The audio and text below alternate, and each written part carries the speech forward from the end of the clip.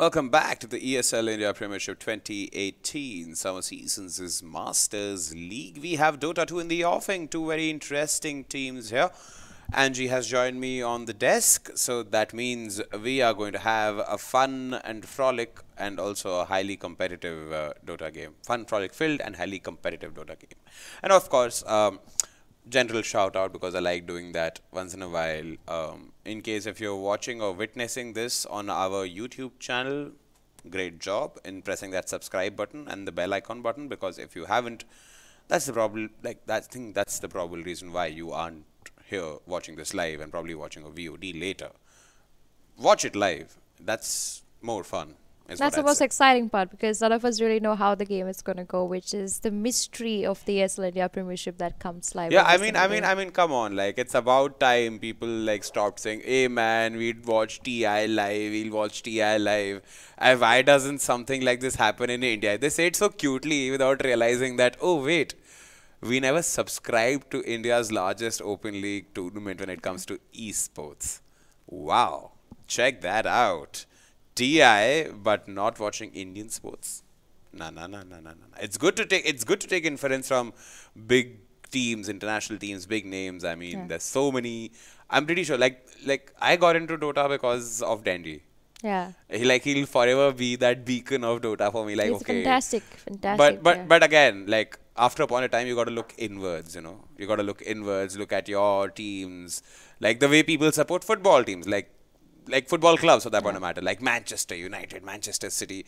They should support their own teams, you know. Yes. That's how esports is going to grow. And talking about growing, both these two teams who are going to be having a showdown today have grown over the course of time in the Masters League. Angie, you want to shed some light there? Yes, so today we're going to have two amazing teams playing. It's going to be Akatsuki going up against Cullies. So Akatsuki, even though they are top competitors in the Masters League, as of now they sit 10th on the board, and Cullies very close to them on the 9th of the board. But both these teams have a lot of caliber in them, and we've seen them play over and over again. Cullies, of course, playing exceptionally well. We've seen them get a 3-2 scorecard, even though they're sitting 9th on the board. Meanwhile, we have Akatsuki, who had a little difficult run, I think, because of the change in roster. I've already mentioned this before.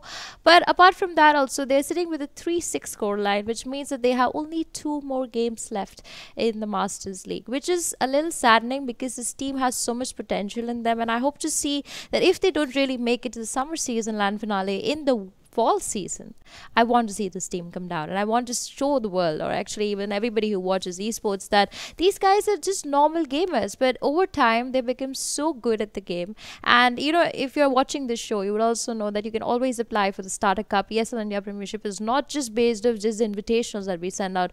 We let everybody come and participate, and if you really think you're good enough, much better than these guys also, please go ahead and start registering. I think it's about time that you don't feel that you're small and you just got to watch it. I think you'll be right here, right about playing just like them. Yeah, I mean, sure, you need to practice meticulously every day, do everything.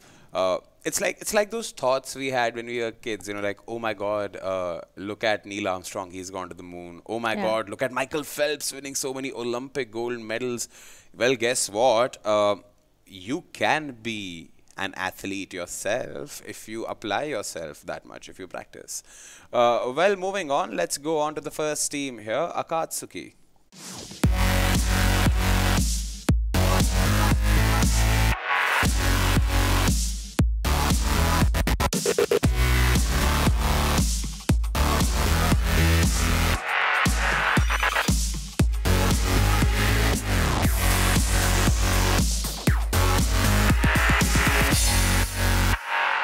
Alrighty then, that's team Akatsuki from Nepal. Yeah. Apparently, okay, so and I have to tell you this also. I'm pretty sure you haven't seen Naruto. I have.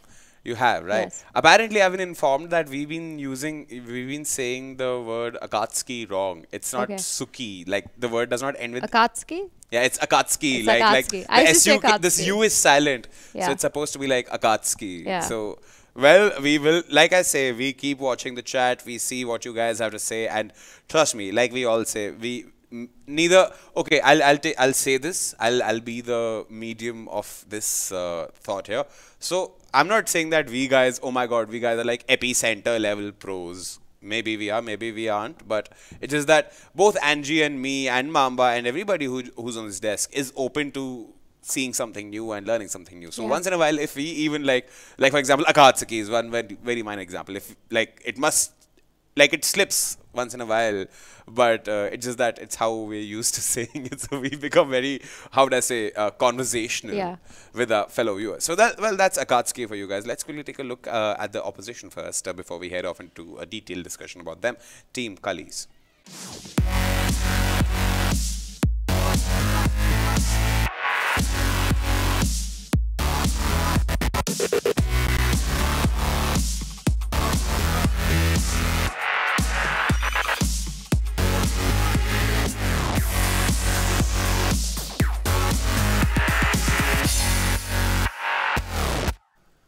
Alrighty then, that's Team Cullies. Yes. Angie. Very exciting to watch these players play. I mean, now when I first saw them in the Masters League, I had my doubts about them. That hey, it's like just another random team. I'm not going to really see them do that great. I mean, all teams require this certain objective gaming, the strategy gaming that we talk about. But Cullies have surprised me, and I think surprised you too. They are sitting with 3 wins and 2 losses, giving a big battle fight to teams like Buriza, who sit fourth, and they also look so confident.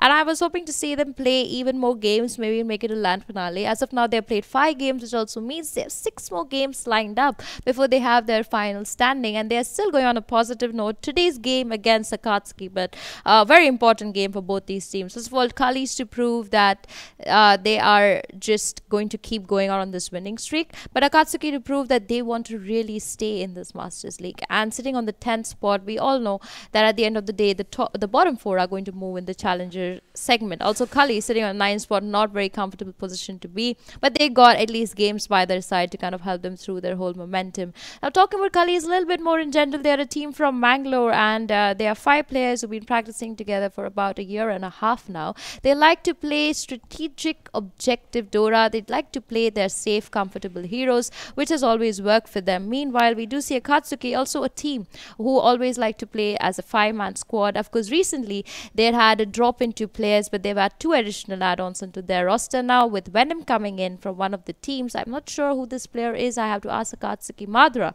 as a matter of fact, about this player, but he's fitting pretty well into Akatsuki's roster. Indeed. I like the current Akatsuki lineup. They're diligent. Yeah. They know exactly when to go in for their team ganks. They have good teams like communication. Everything is on point with this team so far. Also, August. I mean, talking about just August in general, he was the 5th role played by Akatsuki. He was recently playing the Shadow Shaman, and I saw him making a lot of errors in the game before the main game that they played. But in the recent game that I saw August play, he was phenomenal. He has really, pulled up his socks, and he's like, hey, you know what? I know how to play my 5th role. And I'm so glad to see Akatsuki coming back into the momentum that they actually are meant to be in. All right, then let's look at the draft.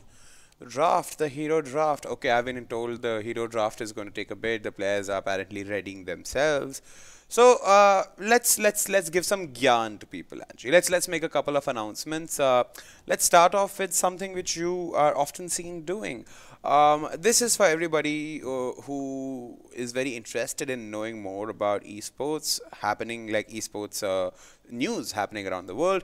Let me tell you, subscribing to our ESL India Premiership channel or just pressing the bell icon is not just going to cut it. That's one of the many steps you got to take to be in tandem with what's happening in the Indian esports scene. One of them is actually going online on Facebook and liking our Facebook page, Nordin Gaming, where Angie comes every Monday, Wednesday and Friday at 8 p.m. IST with all the latest hullabaloo when it comes to esports news from the country or around the world. Well, while we're at it, the draft has begun. Night Stalker and Dark Willow banned respectively by Cullies and Akatsuki. We're waiting for the next set of bans. The next ban is going to be coming from Akatsuki itself. Angie, what kind of bans are we going to see this time? I'm mostly going to see a Razor ban coming in here, and also a Pit Lord ban, because Akatsuki doesn't really like to play against a very tanky Yeah, I'm hero. actually seeing Cullies going ahead and banning a Luna also. I believe Luna is going to be banned by Cullies. Actually, Cullies like to play the Luna. Yeah. They love to play the Luna. I believe this is going to be a pretty tight game when it comes to that, because This is predominantly going to be the heroes, the players like playing, like Yeah. Brewmaster for that example. The primal spirit, the primal split, Yeah. primal split. Oh my God, my tongue Yeah. is like just split. But Omni Knight, good ban over there by Cullies. I mean, yesterday we saw an Omni Knight. It was devastating, the lineup. Also, if you do not really kill the Omni Knight in a fight, he's going to make sure that most of his team stays alive. And you really don't want that. So for now, Cullies is going to get that hero off the map. But as we talk about the Omni Knight getting banned, that makes room for the Abaddon to come into the game. Because now we have found that the Abaddon also is pretty useful compared to the Omni Knight. He also makes sure that he's always in the front lines and he always cannot just gank up on a team. You got to be more careful. Kotol getting banned in the meantime by Akatsuki. They are ensuring that as much of how would I say, as many bans as they can put forward, which would like inhibit Cullies from Yeah. getting any proper support or a farm later in the game. True. Support is also very important. I mean Kotol is a great support for that. And also, in the first round of picks and bans of any kind of draft, you normally pick up your two supports. So banning these kind of heroes in the first is always helpful. And Disruptor, of course, being Akatsuki's favorite pickup. With Yeah, this, I they was could wondering. pair it. I mean, okay, this is a question from me to you, Angie. I mean, Yeah. why would you not ban Disruptor if it's in the meta? You know that they're going to pick up a Disruptor. I mean, you can't discount that. Why would you Yeah. ban a Kotol? I mean, in contrast to a Disruptor and a Kotol, banning a Disruptor makes so much more sense in contrast to a Keeper of the Light, because True. I believe that Kotol can be easily overpowered if you gank appropriately.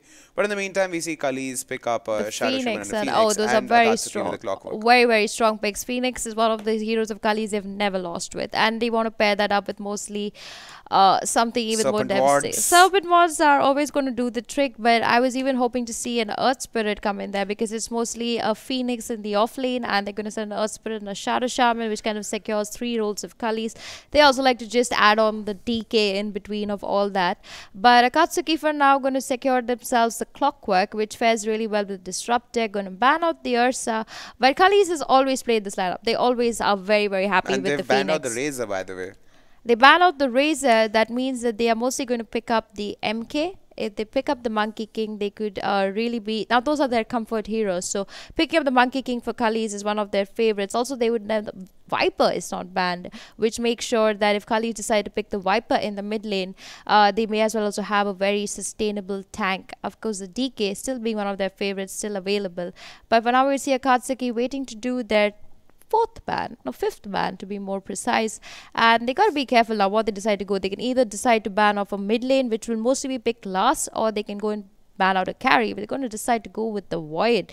Of course, like you mentioned before, the Luna is still in the pool, and she fares pretty well with the Shadow Shaman and the The Phoenix. Lunas in the pool, Lifestealer is getting banned by Cullies, but Yeah. continuing, the Lunas, the Vipers, the apart from that, who The else? Gyro, we keep forgetting the Gyros Gyro. there.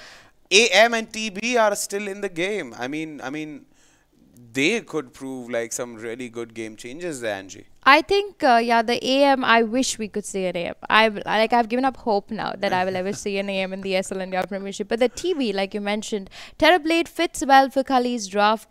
They always look at the momentum of just finishing the game soon. But they're going up against a team like Akatsuki who know how to defend any push that comes in early. So they'll have to think about this one, because if they do pick up the Terrorblade, Akatsuki still can send the Clockwork in the offlane, mostly even pick up an Ancient Apparition to kind of counter that Terrorblade. So they got to be a little careful with this one. Mostly going to pick up their offlaner for now. The Tide Hunter, sorry, they're not going to pick up their offlaner. The Phoenix is there. Mostly they're going to pick up something like the Earth Spirit.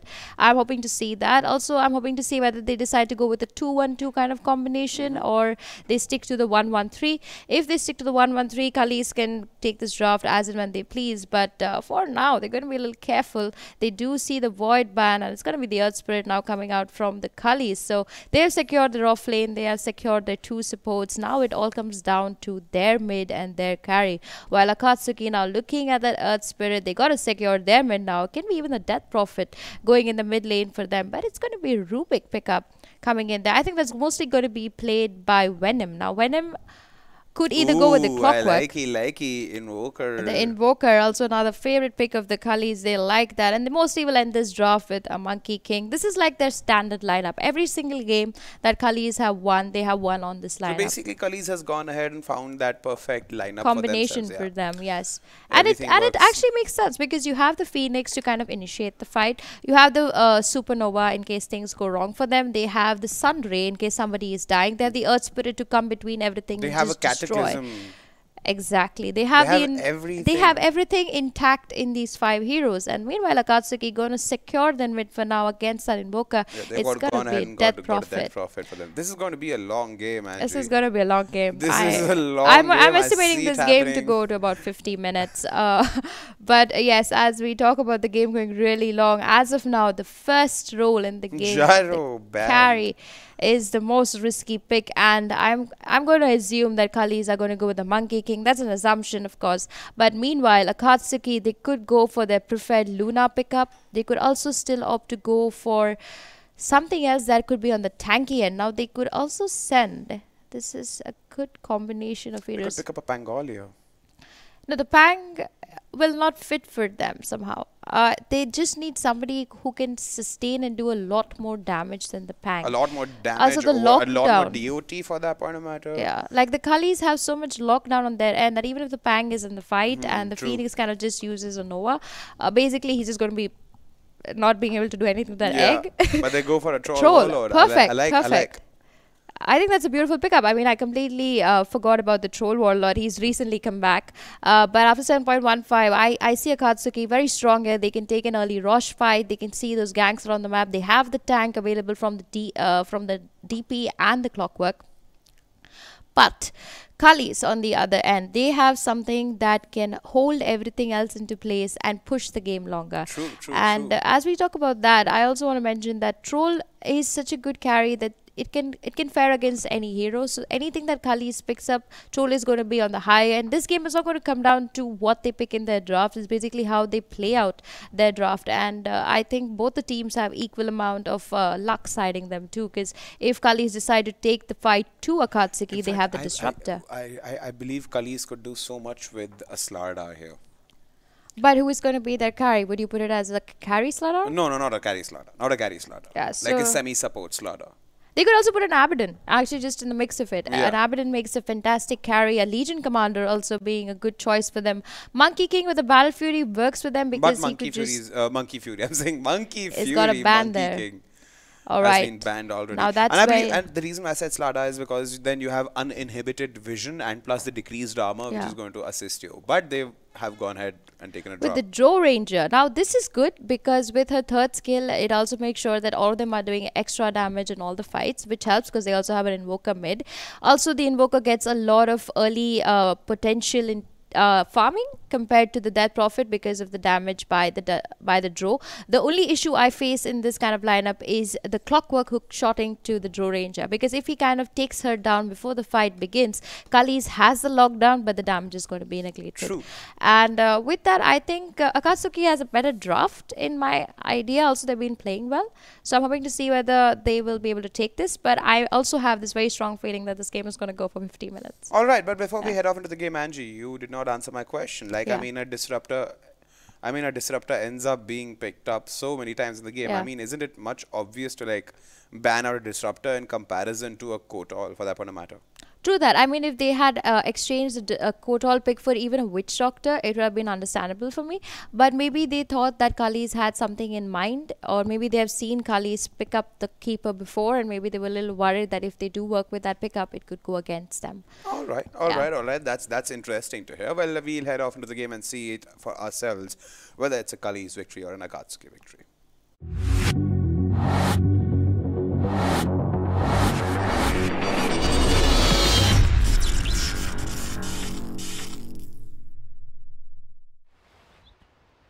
Ladies and gentlemen, welcome back to ESL India Premiership Summer Season. You're watching Akatsuki vs Cullies. My name is Loki. Joining me is CloudX. How's it going, CloudX? All good, my man. I'm looking at Akatsuki's lineup and I'm a bit confused. On one hand, they've got the Troll, which is not too shabby versus the Phoenix, but then you've got the Death Prophets. It's a core that doesn't really synergize with the Troll. But either way, it's a fair bit of pushing potential. But then when you look at the other side, there's the Drow Ranger, there's the Shadow Shaman, there's the Invoker. Three heroes that really excel at taking down buildings and objectives towards the mid-game stage. And I think the thing that Cullies have going for them is that their push isn't really dependent on any long cooldowns, as opposed to Akatsuki that needs that exorcism to try and take objectives. Oh yeah, look at this Phoenix. He's just playing with danger at the bottom lane. He could get spotted by Viper, but looks like he's gonna be lucky for now. Who do you think has the better pushing potential, though? Do you think it's the Cullies who have the higher push potential? I mean, let's say both of these teams I were to think snowball. it's the Cullies. I think Cullies definitely has more ways to take down buildings, and they can do it more often than Akatsuki. I But see. as far as team fight goes, I think Akatsuki's got their bases covered. I mean, Rubik, Death Prophet, and Disruptor, three really impactful heroes in the midst of a team fight. Not to mention, great initiation from the Clockwork. Yeah, I mean, they have some really good team fight heroes, but I think what's gonna come down to is really how much this Drow can really do. Because if the Drow seems to be having a good time, but is that good time really gonna translate into objectives? And I think the answer lies with how well the Clockwork does, maybe. Viper, the bottom lane. When I say Viper, I mean the Rubik, of course. He's tagged up as Viper, but Phoenix nearly going down there, not forced to use an Icarus dive either, so he just backs away, pops a salve, and comes right back in. But round 2 may not be so fortunate for him. I mean, there is a Fate Bolt available, but that's about it. I don't think he has a lift, so he should be fine. But getting zoned out early on as a Phoenix kind of sucks because you need those early levels before you can really start putting in the work to deal with these supports here. Otherwise, supports almost always will pull you out of the lane. You can see that they're trying to correct it. Akatsuki, they have pushed the lane a bit too far forward, and they do drag these two melee creeps back to the strong camp. Yeah, that's a decent bit of creep equilibrium control coming out from Akatsuki. They've got their bases covered, at least on this bottom lane. I'm not a fan of an off-lane Phoenix, to be honest, especially when there's a Disruptor picked up on the other side. Maybe Yeah, they're you sitting think them around it dual might lanes. actually be in trouble. He has to dive. He has to be careful though, because that was from Akatsuki closing in. Yeah, but I mean, when this Disruptor levels up, things are gonna get really hard for the Phoenix. I mean, they're already ridiculously difficult. They're just gonna get worse going forward. The only thing he's got working for him is that his ward hasn't been dewarded on the side of this lane. So I guess. shouldn't technically die, Yeah, unless it, of course they catch him blindsided. yeah, it is indeed a very good ward at scouting Top. things out. Oh, Like, top. Axon's Looks gonna like go down. yeah, looks like Axel is gonna end up falling. The cogs. It's only gonna keep him alive a second longer, and first blood goes the way of Etch and 6. This Decent mid lane start matchup. coming out for the Drow Ranger. Yeah, Cullies almost losing the Phoenix there, by the way, just Oh, forcing wow, him to I lost TP out. that. I didn't catch that. Anyway, just want to point out that the mid lane matchup is actually tilting a bit into Ryzel's favor at the moment. He's doing even. I mean, he was doing even up until now, but he's gonna have creeps under his tower soon, so something to account for. I mean, with the Invoker, it's really about just getting those early levels online so you get the damage. Once he has that extra bit of damage going for himself, it shouldn't be difficult for him to last hit under the tower as well. Yeah, I mean, Zeal shows himself meta, then so does Viper. Well, good thing is that this is at least space for the Phoenix, so he can get some farm going. The bounty rune still hasn't been picked up What? on the side of Cullies. I mean, it's just standing there. Can you see Okay it? then, interesting. Yep. Tactical bounty rune, I guess. Probably gonna walk up to it towards like the 4.5 minute mark and realize, holy crap, what have I done? Yeah. I mean, you can't beat it. He's trading a couple of hits with the Disruptor, but Madaro's wrapping around. He might be in some trouble, but he does have the dive. Question is, can you get the glimpse mid-air? Looks like the answer for now is gonna be that the glimpse is not needed at all. But, well, he's gonna pop it. The dive not successful, and Madaro picks up that kill. He actually timed the glimpse really well there. Oh Popping yeah, the glimpse the just, Sunstrike. Oh, so close. popped the glimpse just before the Icarus dive took place. He knew that he had to dive then. He Yep. had the option to either throw out a second Thunderstrike or throw out a glimpse. He made the right call. So this Drow Ranger doing really well in the top lane. Sitting 22 for 10, has complete lane control. Clockwork is having a bit of a rough time. Does have his level 3 though, so that's good, I guess. That's something that he has working for himself. You think the game is an easy one for Clock? Because I look at the heroes on the side of Cullies and I just think that, oh well, if you cog yourself, the Invoker just gets a free meteor on top of your head. You also get the Earth Spirit who's probably gonna lock you down in place, and Shadow Shaman might just drop his wards on you. Bottom. Oh, well, I'm talking about top. Bottom lane looks like the Phoenix is gonna end up going down. Viper coming in with the Invis rune, manages to find the lift. The last right click, is he gonna find it? Yep, he is. Slow, not enough to keep him alive. Zeal 3B's in, but can't really help his friend out. Zero Rush doesn't go down either, even though the Earth Spirit got upon him. So one thing that, sure, you know, it's not an ideal game for the Clockwork, but he's certainly got some merit in this game. Oh, I mean, top lane looks like Asuna might be in some trouble because he's been cogged up and battery assaulted. As soon as you say about the Clockwork not having that good of a time. This has been happening way too often. By the way, that bounty rune got picked up by Viper. Oh, I mean that's. He got 2 bounty runes in a row there. But yeah, I like I was guess saying, that's a good feeling. the Clockwork, I think his primary task this game is just to get in close to the Drow Ranger every single team fight. Yep, I think. Take that marksmanship. Yeah, I think apart from really Clockwork, there's really no other hero that can close the distance. Maybe the Troll Wall or the Blink Dagger later on can do it, but up until then, it's up to the Clockwork to keep the Drow in check. Yeah. I'm wondering if the Troll even does choose to go for a Blink Dagger this game, or alternatively if he chooses to. Look at this smoke around here by Cullies in the bottom lane. Looks like they want to try and make a go onto any of these supports here. Maybe even Marara if they can get lucky. You can't beat it. It's hiding in the trees perfectly for now. Disruptor is still gonna get spotted out. The Boulder Smash is there. And looks like the Sunstrike is gonna be enough to find the kill. Zeal secures that one for Ryzel. Well, they move bottom, they find Disruptor. Not sure how happy they are. But Jackals are back online though. yeah, they have to be careful now. And Disruptor, he doesn't have a TP for 10 seconds. I mean, Cullies, they don't know about this, but they could have made a move. Up top, Axel, not able to utilize this space. Drow Ranger is really close to that level 6 mark, by the way. Once she gets it, Axel's really gonna have to stay back. He could actually die to him. That's never mind. 3 points in Frost Arrows and 1 Precision Aura. Yeah, I think the idea is to just zone out the Clockwork. Even then though, I think that marksmanship agility is gonna be enough. In all honesty, to still zone out the Clockwork. Although it is gonna be a bit more of a commitment. Yeah, but I don't know. I feel like getting the extra points in Precision Aura early out would have helped out significantly. Yeah, I agree. Like There's that's the 4 range heroes on the side of Cullies. Yeah, now that you mention it, I mean, they could certainly make use of it. Phoenix too, in fact, in the bottom lane could find a lot easier time against this Troll. Well, but the Troll for now, he's doing okay. Not great, but does have the Aquila and Wand at 7 minutes in. Probably want to be doing a slight bit better than this though. There's rotations towards top lane, by the way, but this has been spotted out by an observer ward from Zeal. Yeah, but HN6, is he gonna, nope, gust them back and Zero Rush, he might get the glimpse in fact if he's careful. Oh, Zeal, he's gonna disrupt in Shadow Shaman getting glimpsed back to the bottom lane. Looks like they will still find the kill onto Rubik. Disruptor, well, he makes his cheeky plays, but it can't save the life of his friend Rubik. Clockwork is just gonna TP out, there is no stun from Zeal to stop that, and it's gonna be the end of the aggression from Clockwork.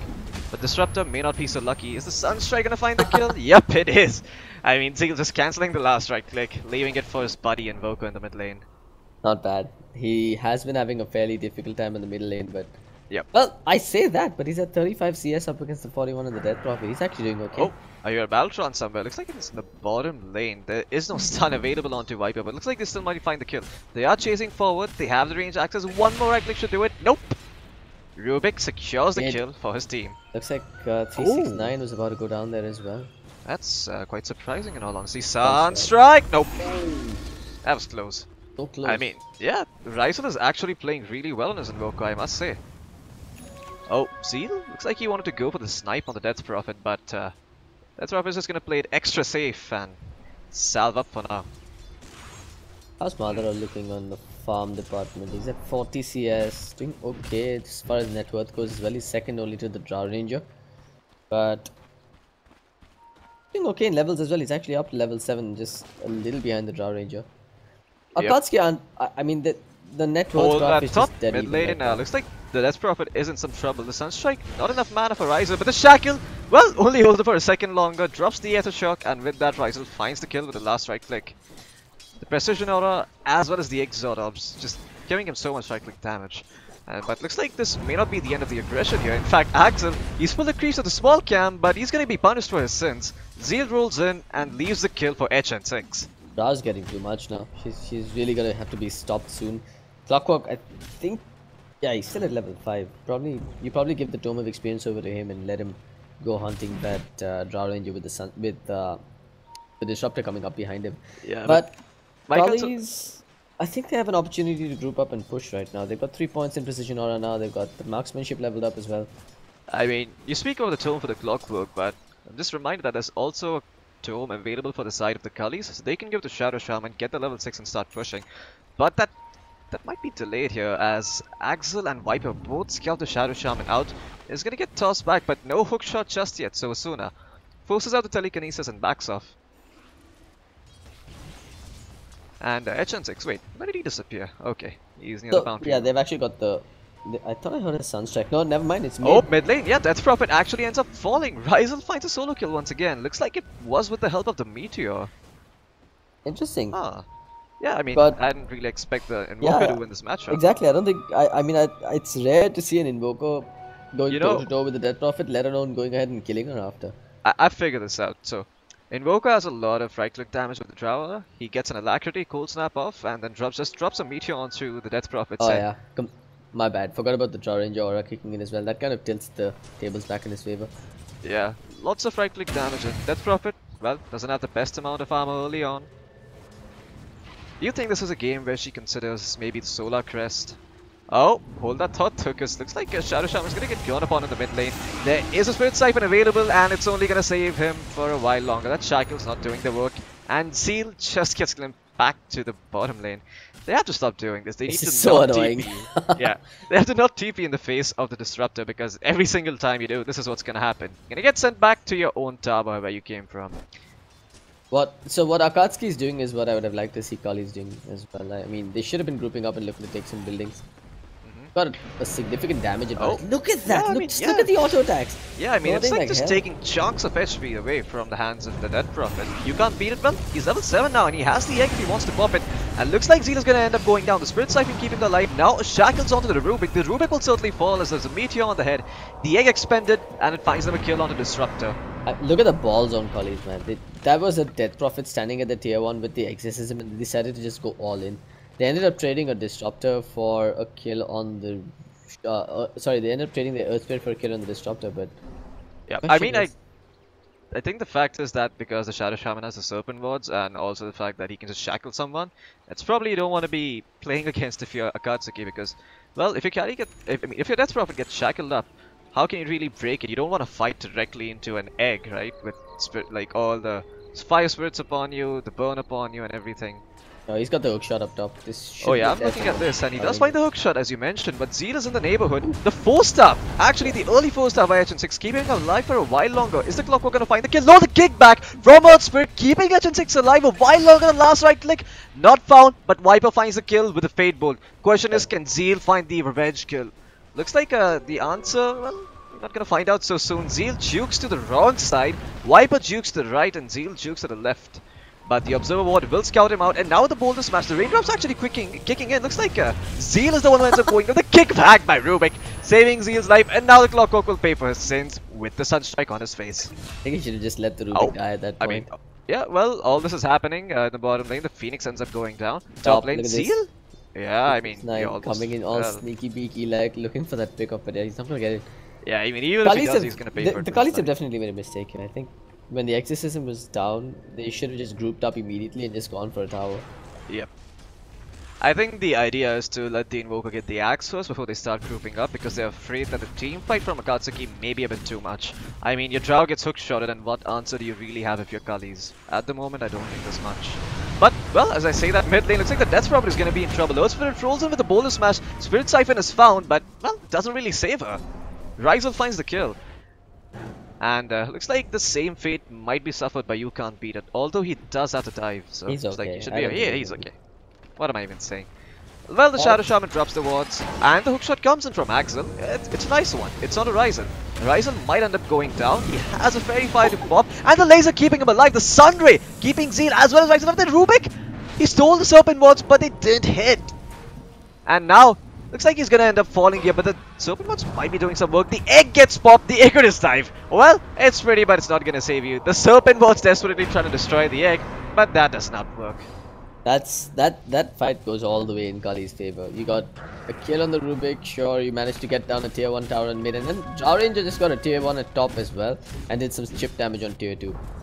Yeah, and I mean that's a lot of chip damage. I think she's taken away half. Yep, she's taken away half HP from that tier 2 tower. I don't think that's. I think that's a bit more than chip damage in all honesty. And Troll Warlord only just found a tier 1 tower bottom, so things not looking great for Akatsuki here.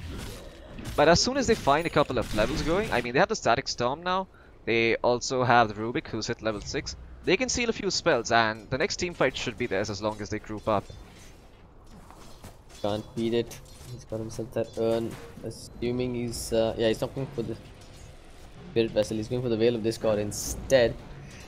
Not too sure what to make of this, because on the one hand they've got a fair bit of physical damage that they're working with, but yeah, on the other you've got the Invoker dropping down that Meteor, which is an essential part of the magic damage. Yeah. And of course Veil's not too shabby with the Phoenix's spells himself. Yeah, you also have the Earth Spirit to help out in that department, maybe the Shadow Shaman. Not too much magic damage, but there's enough to justify the Veil. What do you think of the Kaya on Phoenix though? I think that's an item that people often overlook. Look at this, Axel's just positioning for a hook shot. Yeah, but doesn't want to go in on the Phoenix like this. Yeah, he knows that he's gonna be able to just dodge it, but he's gonna pop his battery assault first. Just walks in onto Phoenix. Phoenix is gonna get silenced up, tossed back. Looks like he's gonna end up dropping. Indeed, he does. No supernova to save him this time around. But while all this is happening, Cullies are grouped up. They're pushing the bottom lane. But They've Akatsuki's activated the defending. precision. Alright. Yeah, I mean Akatsuki is defending. They have the clockwork with the hook shot, but looks like Troll is actually gonna end up going down. The static storm dropped by Zero Rush, saving his life for a while longer. And looks like the clockwork has been hexed up, still not being able to find the hook shot. Now hooks in, gets it onto HN6, and HN6 is going to end up going down along with his buddy Shadow Shaman there. But Zeal, he's managed to find the bonus smash onto the Death Prophet. The Death Prophet will end up falling. Ryzel picks up that kill. He's here, he can fight, and he has the Aghanim Scepter. The Sunstrike, I hear it. Wait, what the hell? It I'm got not Mother sure. under the tower. Man, Razil is just a no. one-man army at this point. Okay, This I am... guy. He just What came the in, hell is Meteor, happening? Tornado, EMP Meteor onto the Death Prophet, finishes it off with the Deafening Blast, invokes a Sunstrike, kills off the Troll under the tower, turns around, Alacrity on himself, and beats the Rubik to death. This guy, I mean, I was questioning what the hell this Invoker's coming in here for, but he just entirely proved me wrong. I mean, he does have a lot of levels now that you mention it.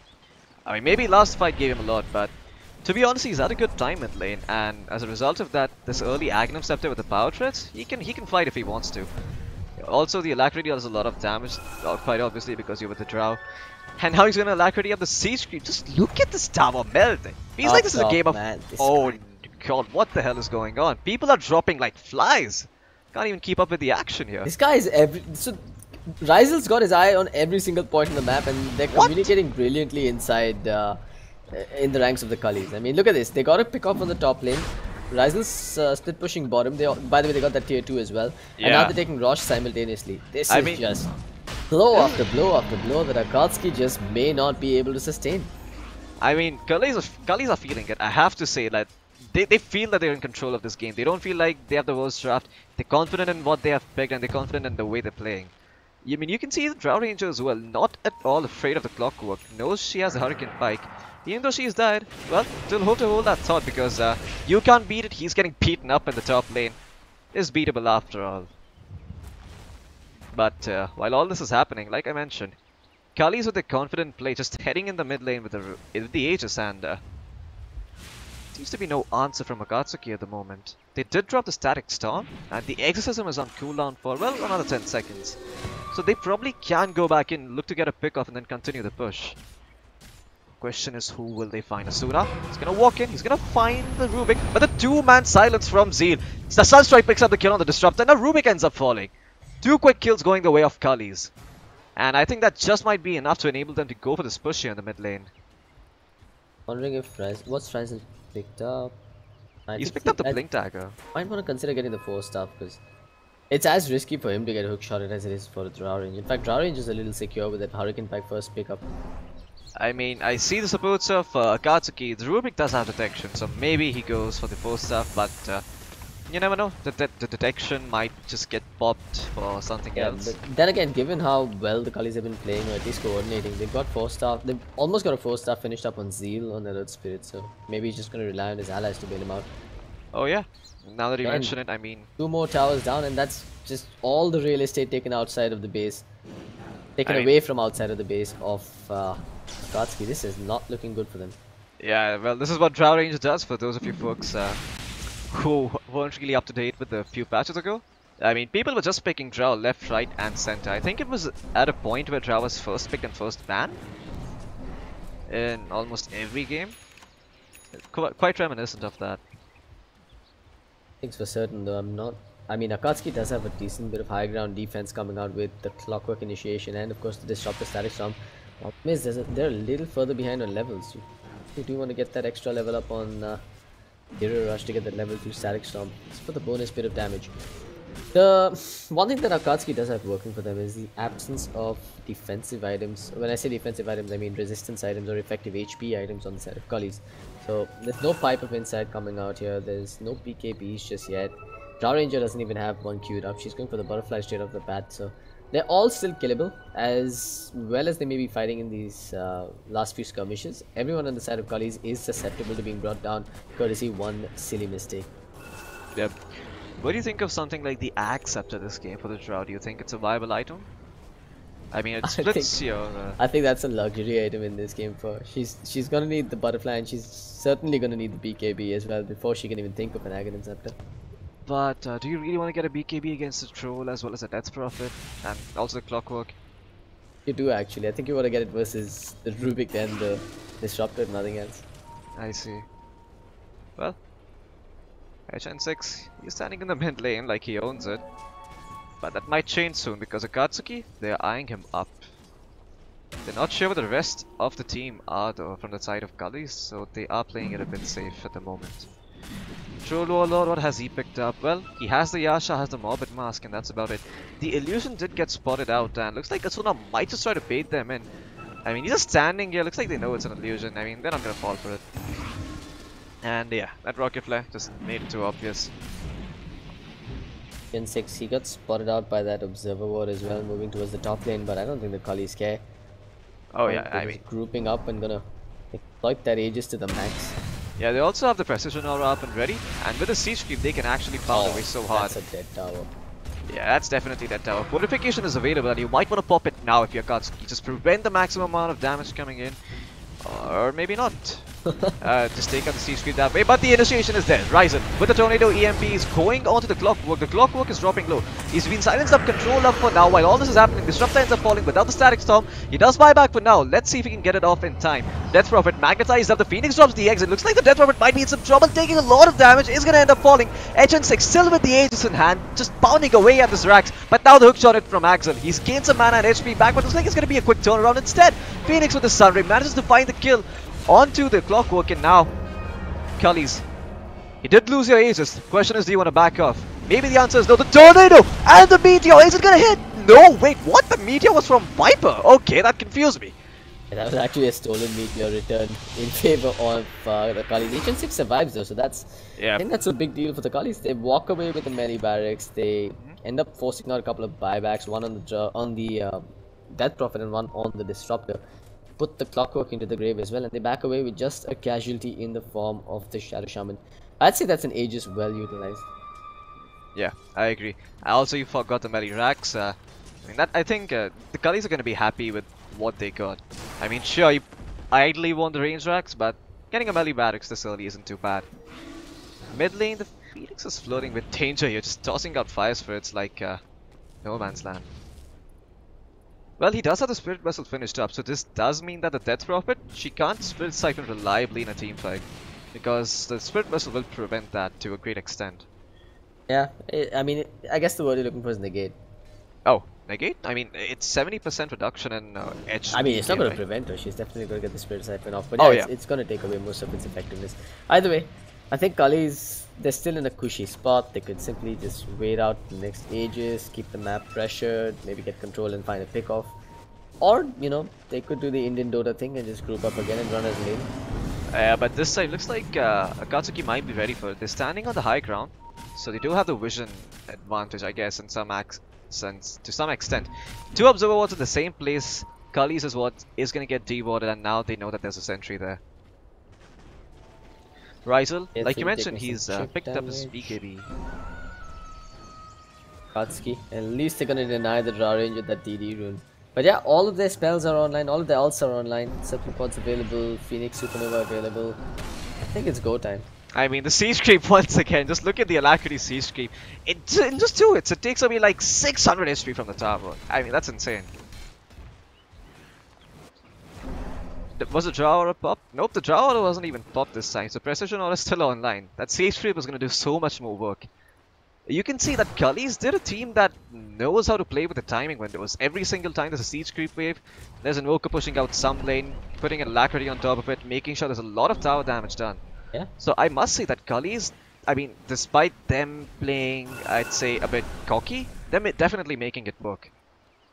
Akatsuki, meanwhile, they've been in these situations before. I mean, I've seen Madara carry a lot harder games. In the ESL India Premiership as well, in fact. I wouldn't count them out just yet. I know the odds are stacked against them. 18,000 net worth deficit and the lane of barracks gone, but... Well, they do have when it comes to all the ultimates available this time, so they will smoke up. Man Hopefully down. They can find the drop, but no, all they find is a Shadow Shaman. He's gonna end up dropping. Look at the determination, man. He went and put the wall there regardless. Yeah, that's a determined Shadow Shaman. He's a man on a mission, and he gets the mission done. Doesn't matter if he dies. Gonna get dewatered. They already pinged it out, so yeah, the sentry's flying out. I mean, it's less about the war and more about the message. You can stop my body, but you can't stop my spirit, you see. Look at HN6. He's in a dangerous spot. I don't think he should be going out there to farm. He's actually being watched by a Radiant Observer. Yeah. I mean, we all know what the river is called. Not gonna call what it is, but hope you know what I'm talking about. I hear a blade mail somewhere. Looks like it's onto Axel, who's just getting soloed by the Phoenix. Phoenix even drops the egg and finds the kill onto Axel. This could be a window for Cullies because without the clockwork, what real way do you have to close in the gap on HN6? No, I don't think you go. I think HN6 is just waiting for that BKB. Never mind. Now they go. What? What? I didn't even see what just happened. I mean, I hope I'm wrong here, but I think Invoker was taking a shrine and then some. No, that can't be it, right? I don't think the shrine fell a long time back. It was probably the Force Spirit's doing a lot of work onto the Rubik, and then he just tosses out a tornado. But I do see tornadoes off cooldown, so I'm not sure what happened. Well, one more level and Cataclysm might be online, but this is one of those games where I wonder if he skips Cataclysm and just gets the alacrity buff. Yeah, I think you probably want the alacrity buff, especially with siege creeps. I mean, you just let the siege creeps do the dirty work for you. So much magic resistance on them. They're sort of hard to bring down unless you have a physical damage source. Yeah, now it's go time though. I mean, look at this. They've got their BKB on the draw. Roshan is back online. Both shrines are going to be taken out. It's really straightforward from here. Cullies just checks the pit, picks up the Aegis, the cheese, and then goes high ground. Alternatively, they could try without it, but that seems like a silly idea. Yeah, I have to commend HN6 though. His farming ability this game has been impeccable. He has 250 last hits at 27 minutes into the game. I guess that's what you get with a lot of map control, but even then... Yeah, I mean, it's commendable more so because he's done it without having a Maelstrom or any real farming item of sorts. Yeah, looks like he's really good at farming. It's probably farming the last life, but Earth Spirit, well, it's gonna be a dead man. That's what he is. This ends up dropping to the Death Prophet then. The Death Prophet did go for the Solar Crest like I mentioned, so I'm gonna give myself a pat on the back for that one, I guess. Here you go, but rush. not really rocket going science. in, and unfortunately the rocket flare. Tough cooldown, hook shot. I heard on the middle lane. as well. Well, looks like this is gonna be a free rush for Cullies. Nothing to stop them this time around. What is even happening? I mean, Phoenix is taking a lane of barracks on the top lane. Cullies goes in 4v5, takes Roshan, and Akatsuki is just left watching. Huh? What the hell? What? Yeah, he just casually pushed out the lane. No one went there to bother him. He got the brain drag. Okay, I need to keep my eye out on the minimap a lot more often because there's so much happening on this game, but might be a bit too late because Cullies are looking to just finish things up here. They have the butterfly. Network, the butterfly, BKB, Aegis, cheese on the Invoker. It's now or never. Oh yeah. Well, let's see what Faisal went for. He did go for the Cataclysm, unlike you thought. He didn't go for the alacrity damage and speed. Come to think of it, 35 alacrity damage and speed is maybe not that great in all honesty. Yeah, it's a little underwhelming honestly. Yeah, maybe if it was like something like 50, I'd consider it on an Invoker. Not sure what the value is, but definitely Cataclysm is better, especially if you can find that multi-man boulder smash from Zeal. That Cataclysm is going to do so much work. And here's from Akatsuki. I mean, they don't have the most amount of HP. The Death Prophet, she's trying to cut the creep wave off in the bottom lane. but she may not be successful because the Shadow Shaman he is close to the creep wave. Again, Cullies just doing the right thing, pushing in big. I hear a hook shot somewhere. It's onto the Earth Spirit. The Zeal. He looks like he's going to be in some trouble. He is going to get lifted and tossed back. The power cogs. Well, that's not going to find the kill, but the Death Prophet is. And now BKB popped by Riser. He needs to get something off of this. His Drow is here, and so is Riser with a Deafening Blast. They find a kill on the Disruptor. 50 seconds, no Static Storm. However, you did lose your BKB on Riser. I don't think it's that big of a concern, honestly, because Asuna, he's got the Serpent Wards and he's already made his way towards the middle lane. Yeah, Viper jumps in. That's really ballsy. Gen 6, well, he was considering going in, but realizes that he's a bit too far forward there. I think you still go, because Earth Spirit is basically respawn. You can TP out to the tier 2 and make his way towards the middle lane. He should join by the tail end of this fight. Well, there is a buyback available on the Disruptor now. Riser is just going to jump in, take the mana off from Axel, but I might be wrong, because, well, the Phoenix is so... I mean, Viper's just going to make sure the Rubik does not die. I mean, the Rubik is going to make sure the Clockwork does not die. What am I saying? Tower's down already. The Rax next on the menu here. Zeal keeping out, making his way towards the middle lane. Cullies shouldn't be backing off. I think they should consider just going in here. They have a Siege Creep wave coming in, and these are 2 Siege Creeps with the Precision Aura buff on them. I also think the Phoenix is just being cheap at this point. Just drop a Spirit Vessel charge upon the Drow Ranger. She's at half HP for God's sake. Maybe. I mean, Phoenix is just trying to push out mid in the meanwhile. But yeah, could definitely use a Spirit Vessel charge right now. Maybe Cullies are getting a bit ahead of themselves. Look at that Siege Creep. Yeah, I mean, they're trying so hard to bring it down, and Madara, well, it's gonna be able to kill it off, but it does get some damage on it. Okay, then. I hear a hook shot. It's onto the Asuna. I mean, it's such a Shadow Shaman. Still gonna drop his ward, still gonna get his spells off, and then he dies. Looks like I hear there's an EMP tornado on the backlines. It was onto the Death Prophet. Exorcism has been popped. Cataclysm! It's gonna find the kill onto the Disruptor. Does a lot of work on Death Prophet too. Madara dropping low. The Aegis does get popped on the Drow Ranger, but Madara's gonna pay for it with his life. Buyback's gonna low from Akatsuki. They just want to hold on to this. They don't want to give up this Rax just yet, but looks like Cullies, they might be doing it nonetheless. You do have the BKB up on the Drow, and it is indeed gonna be successful. She is just gonna back up safely. Nothing to stop her. While buybacks, a lane of three buybacks, a lane of barracks still gone. And now they're losing their mid-racks as well. He's gonna jump in with the Sunray. Axel just drops. Nothing that man can do to survive, but he can buy back. Oh, well, Phoenix X is just gonna get popped. Fortification is gonna get popped as well. The question is, can you still hold on to your racks if you're Akatsuki? Creeps are pushing it in all lanes. So do you deal with the creeps or do you deal with, I mean, Cullies at this point? It's over. I mean, GG, well played, as called just as you say it.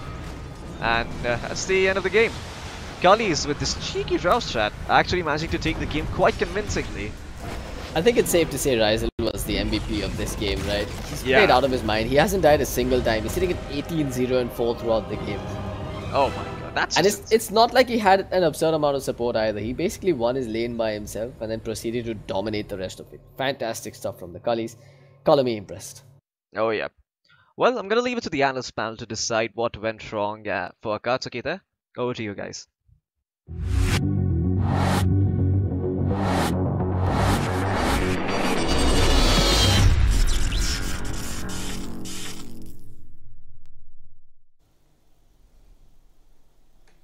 All right, ladies and gentlemen, we are back. We are back. Apparently, I could not hear the PCR, but I wonder if the PCR can hear me. Well, that was a good game. I guess that's why. Yeah, it was a really quick game, but first of all, the general formality here. Welcome back to the studio segment of the ESL India Premiership 2018. And moving on, this is a Cullies victory, isn't it? Yes. Fantastic gameplay coming in from them. I mean, if we could just have a look at how these guys have really performed, we will see how exciting it is to watch this team really play. At the beginning of the game, this team had a 14k net worth lead, and more than that, at the bottom of the lane, if we saw, there was a fantastic gank that happened that kind of secured the first set of kills that Cullies really needed to kind of take this game into their momentum. And we saw that, you know, Cullies Invoker, of course, doing a lot there. Also Zeal and the Earth Spirit. Zeal on the Earth Spirit was fantastic. He played some great Dota over there, which kind of started building the momentum. They got about a 7k net worth lead. Also, we saw Invoker, who got like 3 kills, and that itself was the first step that Cullies really needed to take this fight. Afterwards, they moved on into the game into another phase wherein we saw another opening at the bottom lane, which kind of also helped them a lot. And that was also because they had taken the Roshan draw, of course, taking a Roshan in about, I think, 20 minutes into the game. And that's where actually Akatsuki started losing their momentum, because once you kind of take Rosh, it's kind of risky for a troll to kind of go ahead and take more fights. But in case we are talking about Troll's momentum over here, we see that he only had a Yasha and a Mask of Madness, and Madra really was struggling to get that basic farm on him to kind of help him out in more of a mid-game stage. This also makes me question that maybe the Troll pickup for this team wasn't really the best chances for them. Now, if they're maybe gone for something like the Terrorblade, like you mentioned before, maybe it would have helped them. But apart from that, it was fine. If you look at the Clockwork on the other hand, he played some good Dota. He had the hook shot up connected, like here we see even the draw taking Rosh down super quick. There was not really much they could really do against that. Cullies really built that momentum from the bottom fight, and then Akatsuki was like, okay, we have to give them that Rosh. Our troll is not strong enough, and if we really take the fight to Cullies, it's not going to really pan out.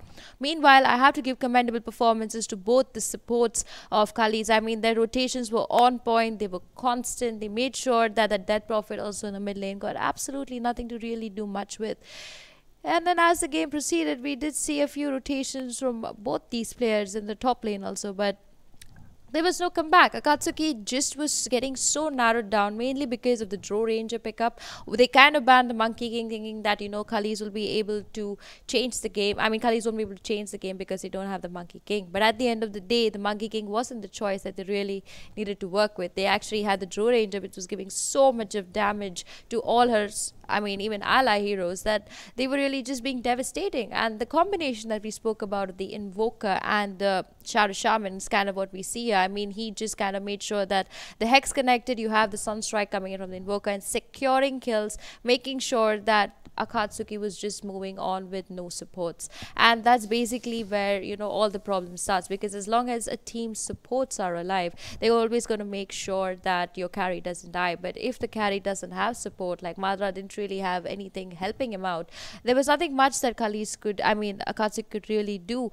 Also, the Disruptor on the other side, he didn't really have his static storm at any given point when it was actually needed, which kind of led to another position where Akatsuki were just at a struggling point. Dro was just like chipping away. She literally had nothing going up against her that could really make much of a difference in the game. But that's basically how this game really went. There was not much more that you can say. Once they kind of started building the momentum, they took down 2 sets of racks, and then the third set of racks was just another thing that kind of secured the game for them. And that's how actually Cullies took it. If Akatsuki would have maybe made a different pick, they could have had a different outcome. It's just that Cullies played with their strongest draft, and when you play with your strongest draft, there's not really much that can be done for that. All right. Well, that sums up today's Dota 2 game, ladies and gentlemen. We'll be back again tomorrow with more CR Dota 2. Did I say Dota 2? Yes. Oh, the tar got like somewhere lost in translation. So Dota 2 there, and Counter-Strike Global Offensive lined up for you guys tomorrow. Same time, same place, 6 to 9 p.m. is when you will witness some real esports action of a